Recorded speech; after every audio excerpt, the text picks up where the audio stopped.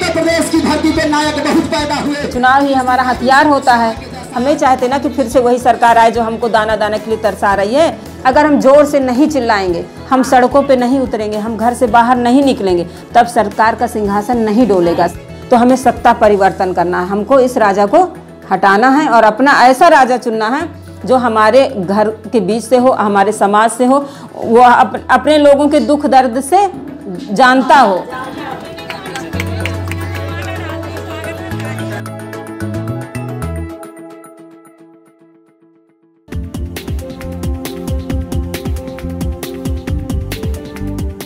मैंने पहले समाज सेवा किया है। महिलाओं का एक मेरा एनजीओ है, महिला जो तरुण विकास संस्थान, उसके जरिए मैंने अपनी यात्रा शुरू की महिलाओं के साथ। मेरा एक ये था कि जो हमारी दलित महिलाएं हैं, ओबीसी की महिलाएं हैं, जिनका अधिकार नहीं मिल रहा है, जिनका हक नहीं मिल रहा है, चाहे वो शिक्षा को लेकर हो, चाहे वो स्वास्थ्य हो, चाहे वो रोजगार हो, उनको लेकर के मैंने काम शुरू किया था।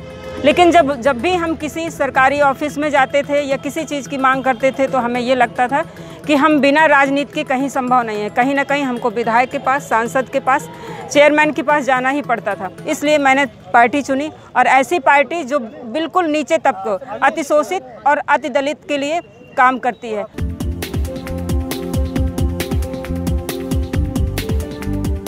हम लोग ज्योतिबा फुले और सावित्रीबाई फुले को लेकर के काम कर रहे हैं। हमारे आदर्श ज्योतिबा फुले हैं और सावित्रीबाई फुले। जो संविधान में हमें मूलभूत अधिकार मिले हैं, शिक्षा का, स्वास्थ्य का, रोजगार का, नौकरियों का, वो ख़त्म ना हो। क्योंकि संविधान जिस तरीके से नष्ट हो रहा है, लोकतंत्र पे जिस तरीके से हमला हो रहा है, और जो महिलाओं के, खासकर महिलाओं को जिस तरीके से सावित्रीबाई फुले ने शिक्षा का अधिकार दिया था और संसद से लेकर के, एक प्रधान से लेकर के और सांसद तक बनाया था, उन पे हमारा पूरा कुठाराघात है ये मनुवादी लोगों द्वारा। तो हम चाहते हैं कि पूरा संविधान में जो हमारे अधिकार मिले हैं वो अधिकार पूरी तरीके से लागू हों और हमारी महिलाओं को, हमारे पिछड़ों को उनका हक मिले।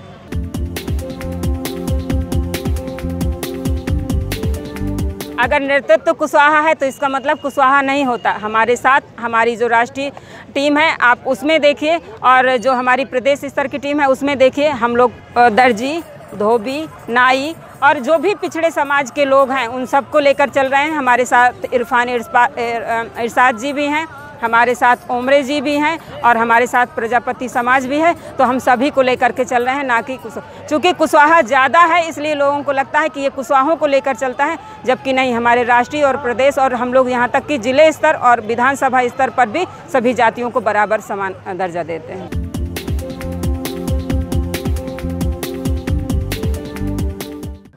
मायावती का जो शुरू से एजेंडा था, जब तक कांसीराम जी थे तब तक उनका जो नारा था वो बहुत अच्छा था कि जिसकी जितनी संख्या भारी उसकी उतनी हिस्सेदारी। लेकिन अब जो मायावती का जो नारा है, जो एजेंडा है, वो बिल्कुल बदल गया है वर्तमान में। जब तक सही एजेंडे पे थी तब तक उनकी सरकार थी और अब बिल्कुल एजेंडा बदल गया है। अब उनका यही है कि जितनी थैली भारी उतनी उसकी हिस्सेदारी। और जो पैसा देता है, आप अभी चाहे एमपी के चुनाव में देखिए, चाहे यूपी के चुनाव में देखिए, ऐसे ऐसे लोगों को उन्होंने टिकट दिया है जिनका आम लोगों से बिल्कुल वास्ता नहीं है। वो उन लोगों के लिए बिल्कुल काम नहीं कर सकते हैं और कहीं ना कहीं जो बीएसपी है वो उन्हीं लोगों के गुलाम की तरह है।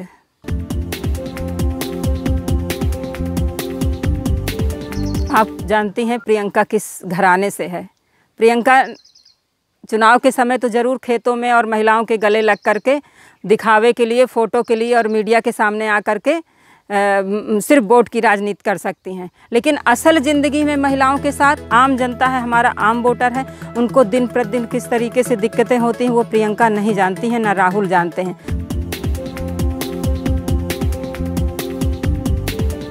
मुद्दे को लेकर, जिस एजेंडा को लेकर के आप चुनाव जीते थे, जिससे आप को जनता ने जिताया था, आपने बात किया था कि हम रोज़गार देंगे और फिर वो सारे मुद्दे इनके हवाई हो जाते हैं और फिर कभी सर्जिकल स्ट्राइक आ जाता है, कभी राम मंदिर आ जाता है, कभी अयोध्या का ये होता है कि हम ईंट लगवाने जा रहे हैं। मतलब जनता को इसी में उलझाए रहना और ऊपर खेल ख़त्म हो जाना।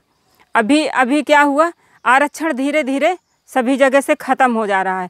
उसको काहे में भटकाए थे कि आप राम मंदिर बनवाइए। अगर मंदिर बन जाएगा और आप हिंदू हो, सेना में जवान वहाँ दिन रात ड्यूटी में इस तरह की सर्दी, इस तरह की गर्मियों में डटे रहते हैं, अगर वो जवान शहीद होते हैं तो हमारे प्रधानमंत्री, हमारे मुख्यमंत्री को फुर्सत नहीं है कि उनके घर जाएं और उनको तुरंत सुविधाएं मुहैया कराएं। ये कहाँ की राजनीति है? ये कैसा राजा है?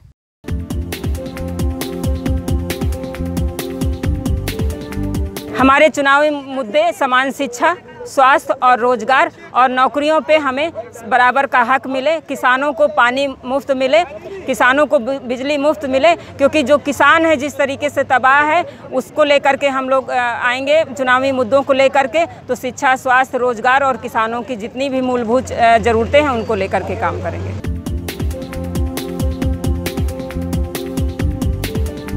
देखिए, ये हमारे शीर्ष पर हमें छोड़ देना चाहिए। अभी हम कुछ नहीं कह सकते। हम अपने बल को दिखा रहे हैं, हम अपने वोटर दिखा रहे हैं और हम अपनी ताकत को दिखा रहे हैं।